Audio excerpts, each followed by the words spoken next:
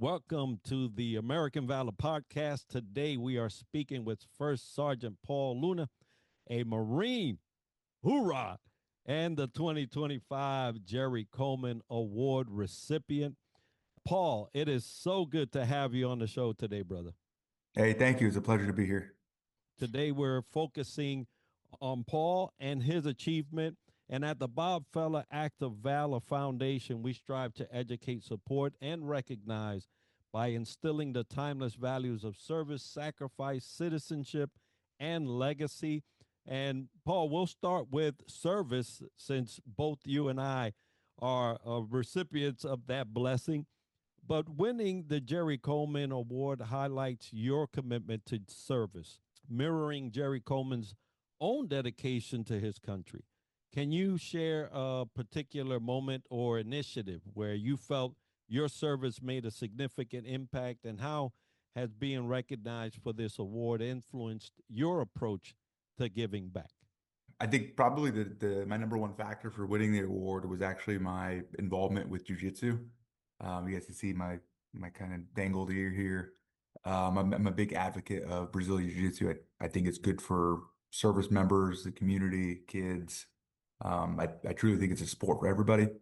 And I was really involved in the community with Jiu Jitsu, both for my unit and out in town. And I think that's probably a big factor for me, being put up for the nomination and winning the award, was my service for that. And so when you talk about sacrifice, you mention these things that we go through as we're exploring these different venues to serve. And we undoubtedly see a lot of sacrifice in service as we're going about deployments, going about training, and those sacrifices are higher for some than others.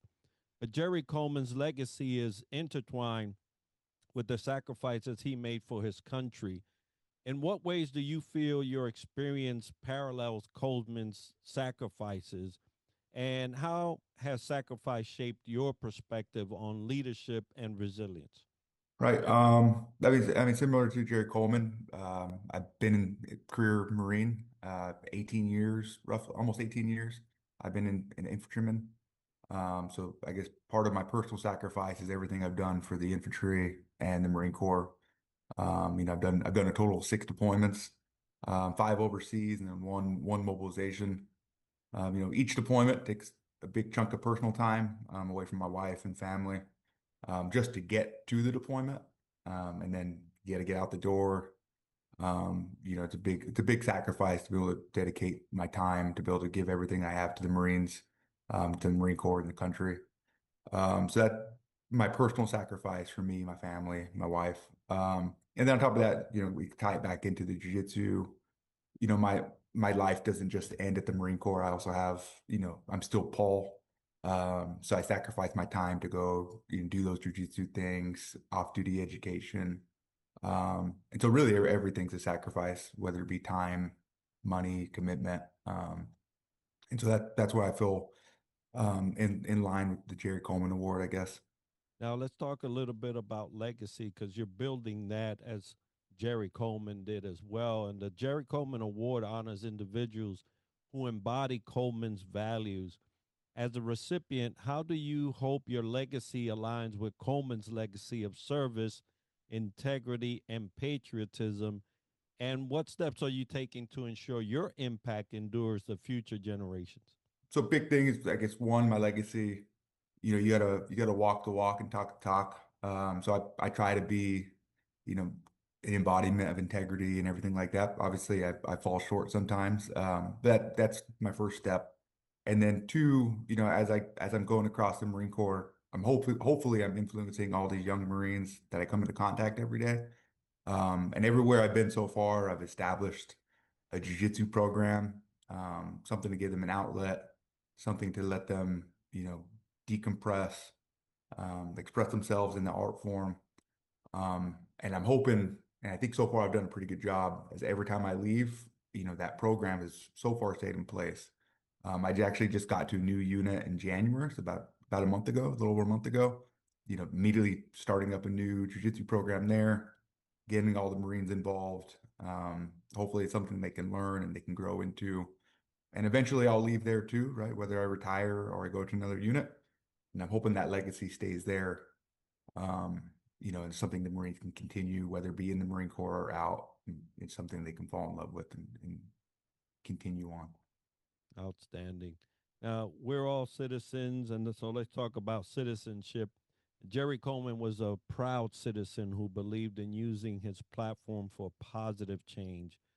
How do you see your role as a citizen in today's society, and what initiatives or causes are you passionate about promoting to inspire others to be active citizens and community leaders? Yeah, big thing is the youth, and I guess I guess it's the way to put it. Is the youth, again, I tie this all to jiu-jitsu because it's just my foundation. It's kind of what's allowed me to kind of expand on myself. But really, I think it all starts with the individual and then inspiring the youth or people around you. We can get the young people involved in something, making them feel confident and proud of themselves. I think that's where the change is, and that hopefully that's where we can inspire the changes starting there. Yeah, it's always good to get the youth when they're most impressionable and get them into a positive road. Now, if somebody is listening to this, wants to congratulate you, maybe find out more about you, where can our audience find out more about you or support you? Really, I'm on Instagram. I think if you just look up Paul Luna, maybe you put Paul Luna Jiu Jitsu, I should come up pretty much there. I'm also in the Marine Corps. I'm the company first sergeant at a infantry training battalion. So if you military people can find me there. I think that I'm the only first sergeant Luna floating around right now. Be probably the two best avenues to find me. Well, outstanding. Well, folks, we'll put all the links necessary for you to be able to support Paul and his future endeavors. And for more information on the foundation, please visit us at our website, activevalorfoundation.org. And on behalf of the Bob Feller Active Valor Foundation, thank you all for joining us on this episode.